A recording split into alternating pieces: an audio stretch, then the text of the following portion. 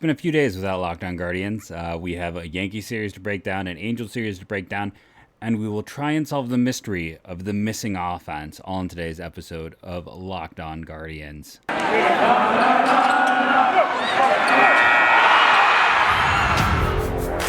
You are Locked On Guardians, your daily podcast on the Cleveland Guardians, part of the Locked On Podcast Network, your team every day.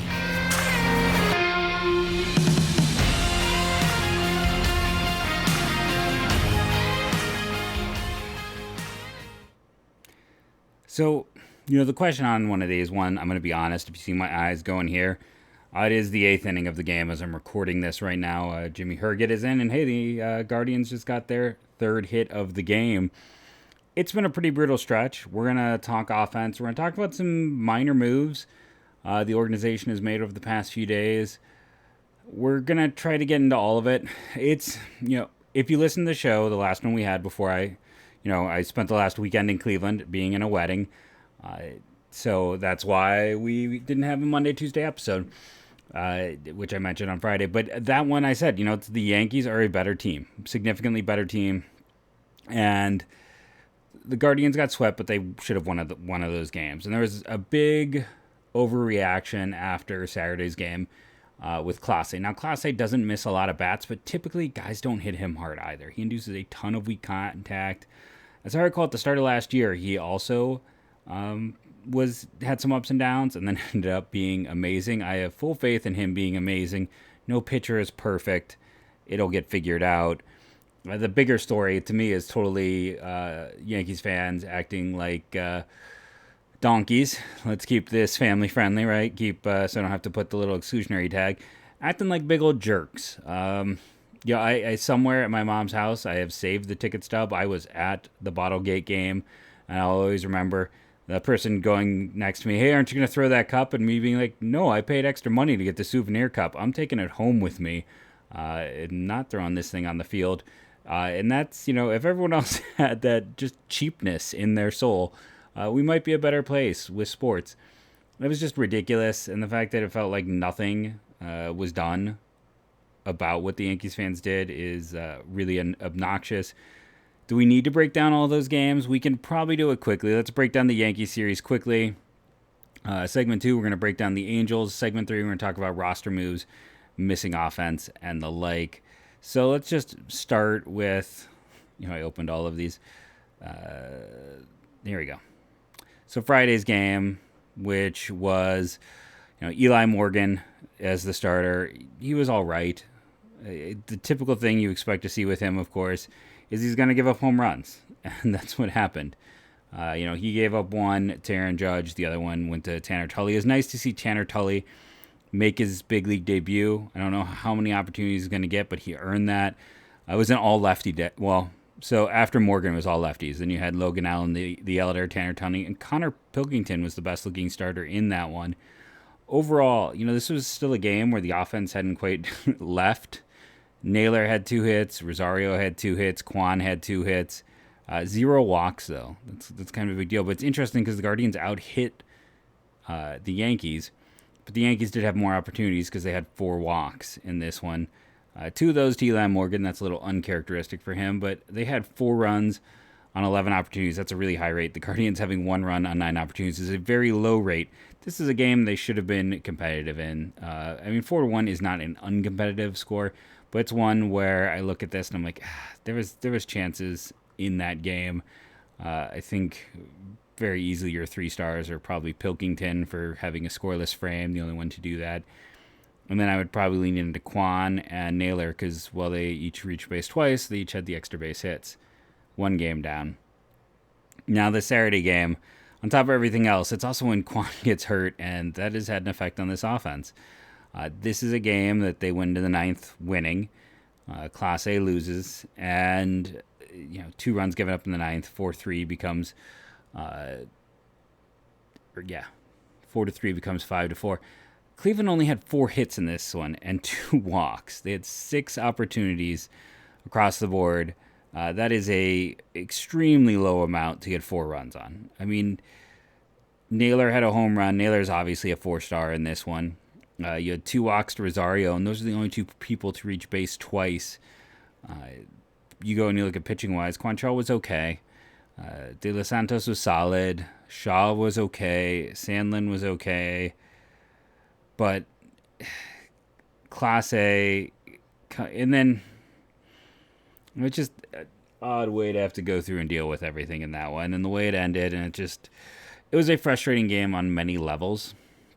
If you're 3-starring this one, it's obviously Naylor and likely Rosario as well for reaching base. Though at points having defensive issues. Hey, the Guardians might actually score. We'll have to see if someone can get across here in the 8th. But, shoot the Hedges because he had an extra base hit as well. It's tempting. Honestly, a 3rd star in this one. Quantrill wasn't necessarily great. He wasn't bad. I'd probably go Quantrill over Hedges. So that's the game though they should have won. They were active. They had a good chance in the first game. They should have won the second game, and then Sunday they just got destroyed. McCarty gets to get out there for 3 innings. Nice for him to get his debut, but he got hit around. Aaron Savale has yet to have a good start this year. That is something to pay attention to track, because it is a concern, because it hasn't even been, an okay start. He's yet to be passable. 13 hits, 3 walks, and a hit batter, 17 opportunities, 10 runs, and then an error on Cleveland, so 18 opportunities, my bad. 10 runs on 18 opportunities is a very high amount. Cleveland having 2 runs on 9 opportunities is a low amount, which is, again, what we talked about in the first game. Not taking advantage of the scoring opportunities. So Jimenez had a defensive miscue in this one, but he also had 2 hits. Who else reached base twice? Well, Jose Ramirez and Austin Hedges. Hedges also had an error, throwing error in this one. This was a game that felt like everything kind of went wrong. I look at it and I'm like, I'm probably tempted to make Hedges one of them just because 3 strikeouts over 2 innings and 2 clean frames. I think you give one to Jimenez in spite of his issue because, hey, it was a triple and 2 hits. And then you give it to Jose Ramirez because he's Jose and he reached base twice, as opposed to Hedges, who reached base twice and had the error. It was a cruddy weekend series. There's no other way around it. It was a very cruddy weekend series. For the most part, I don't think anyone in Cleveland really like the Yankees, so have to deal with all of that is extra annoying. Unfortunately, that's what happened. And now we're kind of stuck in this situation where this is a team that is scuffling big time. We'll get into that when we talk about the Angels in the second half of this show today. But we're also going to try to get to the root of it. We're also going to talk about they've been making moves, internal and a little bit of external, but also the external being an internal. We'll get into all of that in the second and third segments of the show today. And yes, I realize it's the 9th inning, not the 8th inning. I misspoke, as I often do with many things. Our next sponsor is a product I used every day. I started taking Athletic Greens because I've always had problems with my gut health. And when I saw this is something that can help your gut health, I very much want to try it out and see. I've tried a lot of things. That's one of the main reasons I've talked about on this show.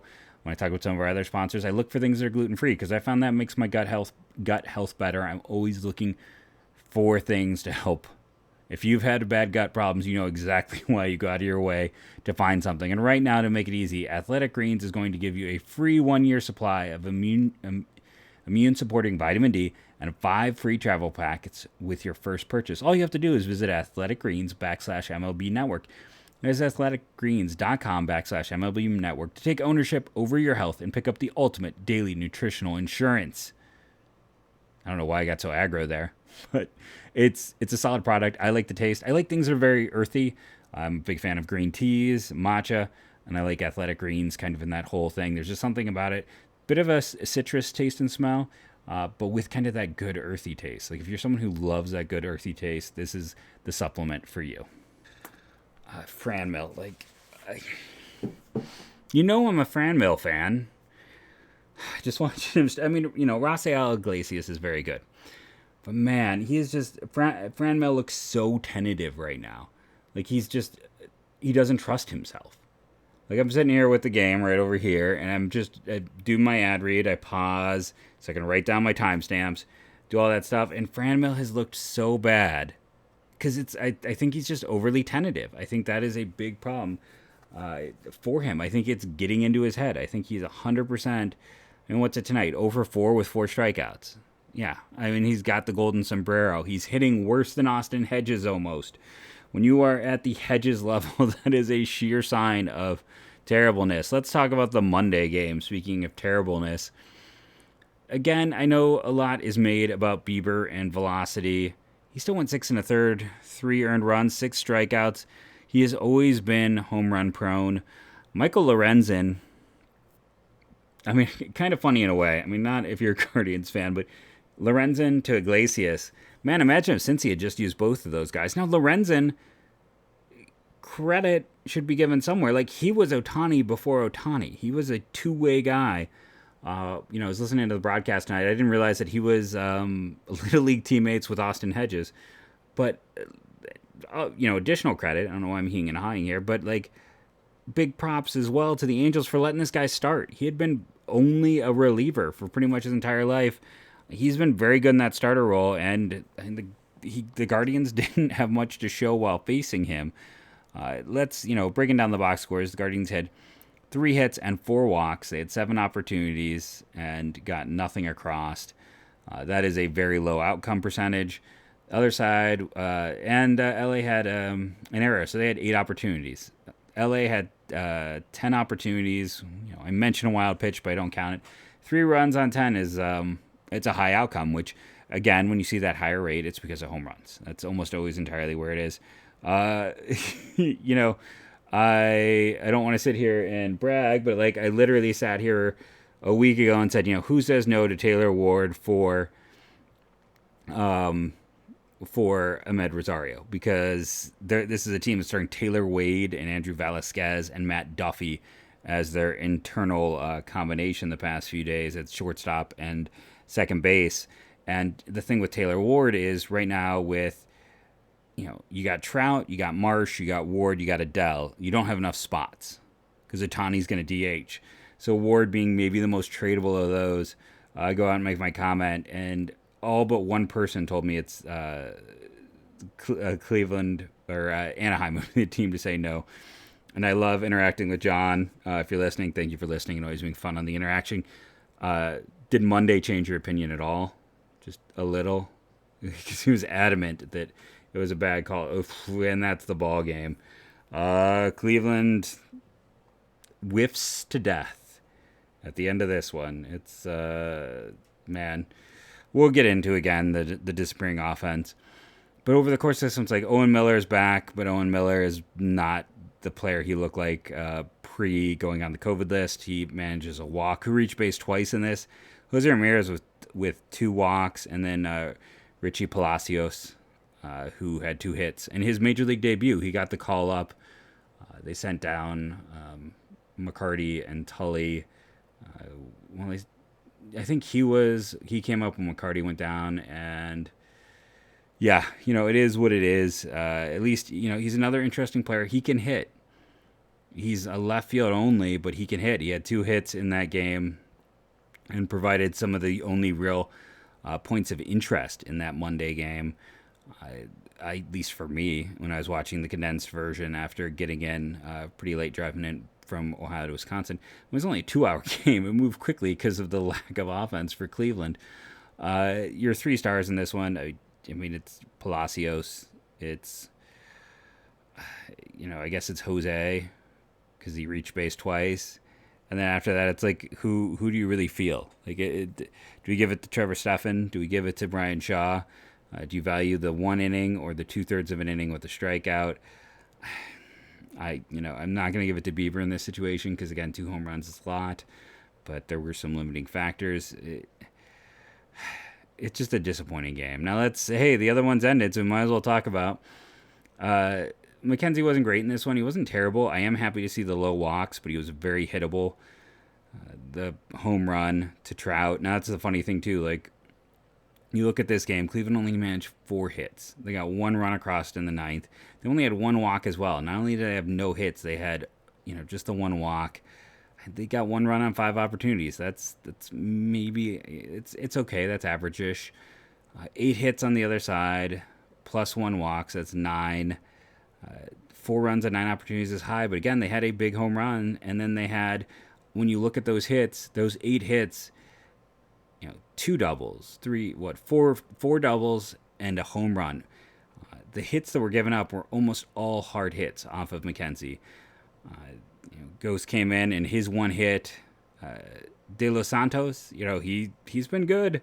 It's going to be interesting to see what they do when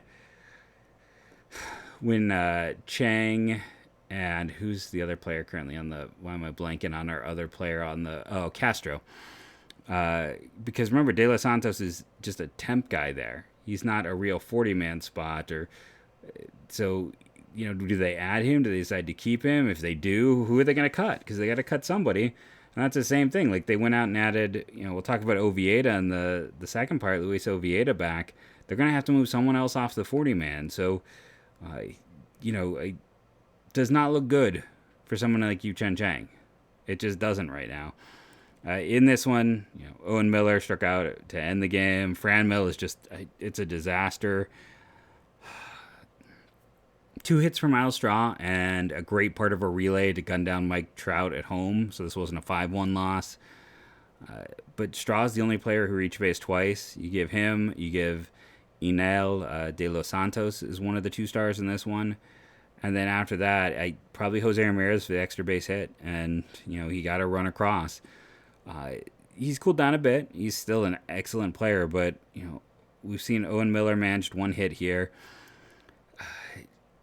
A lot of people talk about, Clement is a fine backup, but he's also starting, and offensively, there's nothing there. Mercado has gone right in the tank. You're starting Mercado and Clement in your corner outfield spots. Can you just forfeit the game? Can you just say, hey, we're not going to bother? Because that's essentially what you're saying when you start those 2 guys there. Rosario is still not hitting, and he's, you're putting him statistical, analysis shows the number 2 spot is the most important part in your lineup. And that's where you put a guy who's not hitting. And you've got a dead spot at 2, a dead spot at 4. One could argue that, with the way this lineup is constructed and with Steven Kwan currently hurt, all of a sudden it's dead spots all around because right field is just a holding pattern position. First base is a holding pattern position. We didn't have Naylor in, I believe, either of these games. Did he play Monday? And I just completely blanking on it. There's a chance that I'm blanking everything out with this series. But Naylor has played. He played well in the Yankee series. I haven't been his biggest supporter, but it's at the same time he's played well. He's doing well. I'm sorry, he did play and he was ineffective on Monday, but we need let Palacios play more. Figure it out. Give that kid opportunities. Clement is not an everyday player. We know that. Mercado is not an everyday player. We know that. Yeah, he had the big hits early on, but he's regressing towards what he has shown to be over the course of 3 years. We have as much data on Mercado as we have on any other player. And if they were done with Bradley Zimmer, I think Zimmer has more ceiling than Mercado has, honestly. So I just don't see any value in retaining him. They need to figure something out. I said from the start, it's Naylor needs to be either in right field every day, or they need to just go ahead and we'll see what happens with Kwan. Does he go on the disabled list? That's a big part of what's going to be waiting, probably tomorrow to find out. But if he goes on the disabled list, let Palacios play. At least there is a chance that he's going to hit well enough to be useful. Clement is a backup. Mercado is out there because they don't have someone who has the arm for right. That's honestly what it comes down to right now. Kwan can play it in a pinch, but I don't think they trust him. Naylor, they don't want to overtax. And then their own internal options. It's Nolan Jones' health has been an issue. They don't have too much. It's they would like to see Jones maybe get some reps there or at first base. And then let's be very honest here. When you look at this team, we're talking about, like I said, we're going to talk about Luis Oviedo. We're going to talk about Inel De Los Santos. We're going to get to those in segment 3. But, Bobby Bradley is done. He is very clearly going to be out. When was the last time, we talked about him, getting any type of regular rep. Like, that's going to be something to discuss. We're going to talk about, like, offensively where this team is shaping up, what has happened, where they've now lost 5 in a row. And then we're just going to get into, all these roster moves, because it's setting them up that they're going to have to make some hard decisions very soon. First, we're going to take a quick break and talk about our sponsors. So, Built Bar, we talked about this last week. I'm getting aggro because I really wish they'd send me a mixed box of their granola. I'm very intrigued. I want to try this out. I love everything about Built Bar. I talked about it as I'm traveling this past week. Funny story. We were staying with a doctor friend of ours in Cleveland.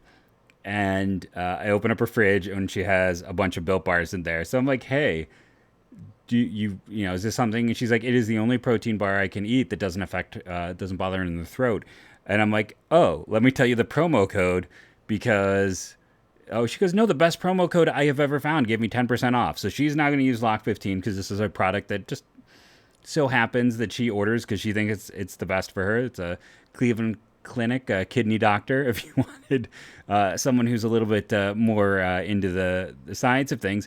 But yeah, she buys Built Bars and uses them, and now she's going to use the promo code LOCK15 because that's going to save her 15% instead of 10. I'm going to try this. I'm going to put in an order right now for the granola, as long as I can confirm it's gluten-free. And it's also, they're donating money with this one to help fight childhood hunger. So that's pretty cool as well. So you get a great product, because all products from Built Bar are fantastic, while also doing something to help others. And again, if you don't want to take my word for it, you can take the word of a doctor friend of ours who is my wife's best friend. Does Built Bars and recommends, she likes the protein ball as well from Built Bar. So go to BuiltBar.com today. Like I said, I'm going to be trying the granola mix box because I love everything they do, and I'm excited they're trying something new and different that I assume is going to be as delicious as everything else over at BuiltBar.com.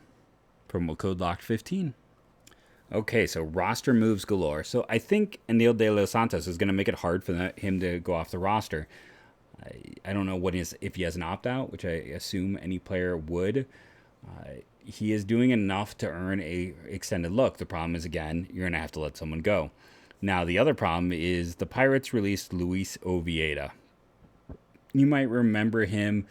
He was a borderline top 10 prospect a few times in the system. Had a really great year. Was it back in like 2018 in the minors, and then had a weak 2019, the year he got selected. Let's see. So was it 2018. 2019 was not great. Gets taken, it's a 2020 season, post-2020 season, after the alternate site stuff. He ends up with Pittsburgh, appeared in 29.2 innings, and was generally ineffective, was not good. -1 WAR.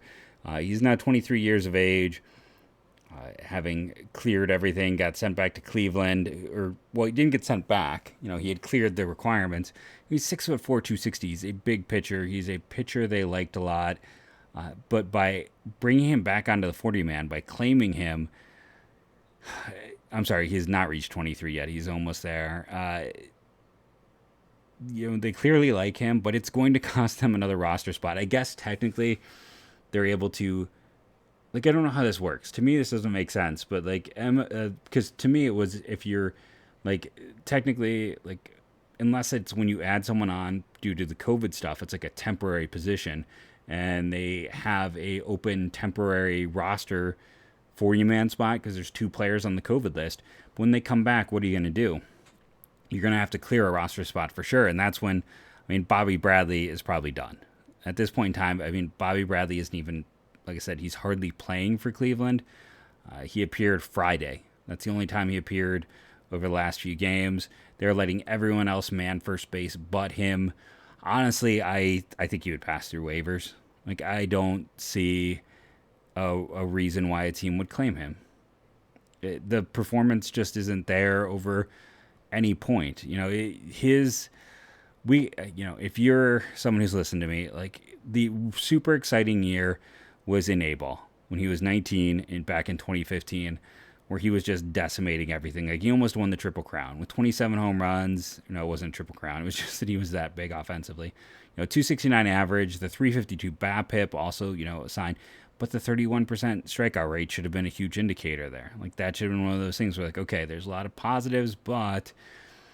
And, I loved him as a draft pick, as a third-round pick, where they got him. That was a great value. He was a good gamble, but there was a lot of signs that there just wasn't enough to translate. I think he is gone this week. When they have to at least, bring back Chang, and when they have to bring back Castro, they're going to have to clear at least one spot. Now, if they decide to keep in De Los Santos, they're going to have to clear two spots. Luke Mailly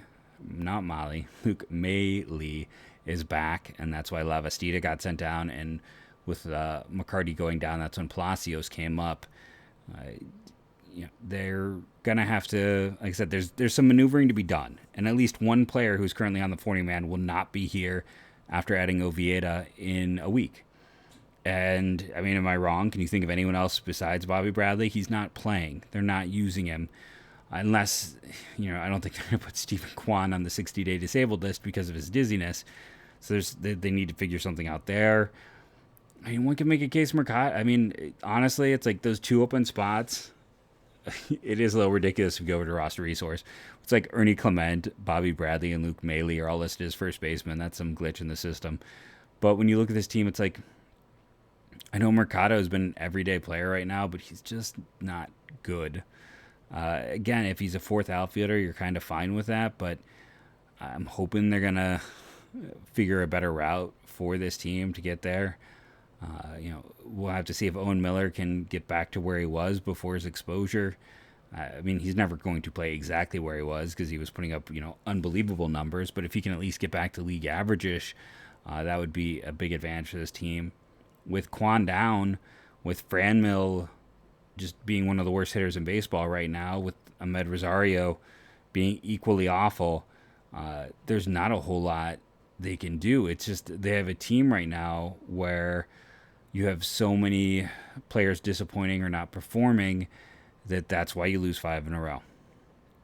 When you get rid of one of the few players who has performed well, and Stephen Kwan due to his injury, like just talking about like the idea of runs created plus, like who are the top players? Like Owen Miller, Jose Ramirez, Stephen Kwan, Josh Naylor, Andres Jimenez is still at a 145, by the way. I know there's non-believers out there. Shroom, is he doing anything to change your mind? Let me know. Miles Straw is still above average. Then you got Clement, Mercado, Rosario, and then a big gap before you get to Franmil, who is slightly better than Hedges, but you've got that kind of territory as you're moving down that list. And it just comes down to this. So if everyone is healthy, this lineup has to be, at least in my opinion right now. It's so weird to start. It has to be. And Austin Hedges is a catcher. You're just going for the defensive value there. First base should be Miller. Second base should be Rosario. It should not be Jimenez. It should be Rosario. Jimenez should be at shortstop because of value of position. Third base, Jose. Center field, Straw. Left field,